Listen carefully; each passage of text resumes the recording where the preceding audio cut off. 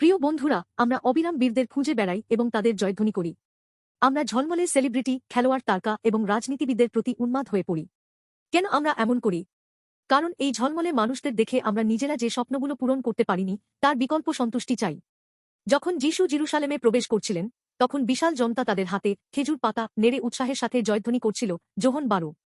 এই খেজুরের ডালগুলো গ্রিক বেয়েন যুদ্ধে জয়ী সেনাপতিদের অভ্যর্থনা জানানোর বিজয় প্রতীক ছিল।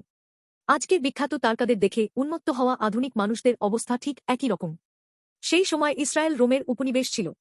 কিন্তু যিশু মৃত লাজারকে জীবিত করেছেন, এই খবরে উত্তেজিত জনতা যিশুকে ভুল বুঝে রোমকে উল্টে দেওয়া রাজনৈতিক মসিহ হিসেবে ভেবেছিল।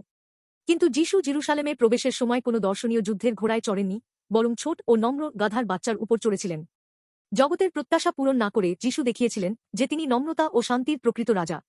এই জগতের তথাকথিত বীরদের মেয়াদ খুবই সংক্ষিপ্ত। যদি তারা আমাদের প্রত্যাশা পূরণ না করে, তাহলে জয়ধ্বনি দ্রুত নিন্দা ও ক্রোধে পরিণত হয়। আসলে যে জনতা কয়েকদিন আগে যিশুকে হোসান্না বলে প্রশংসা করেছিল, তারাই কয়েকদিন পর যখন যিশু অসহায়ভাবে গ্রেপ্তার হলেন, তখন ক্রুশে বিদ্ধ কর বলে চিৎকার করতে লাগল। এটি অন্ধ জনতার মনস্তত্ত্বের ফাঁদ।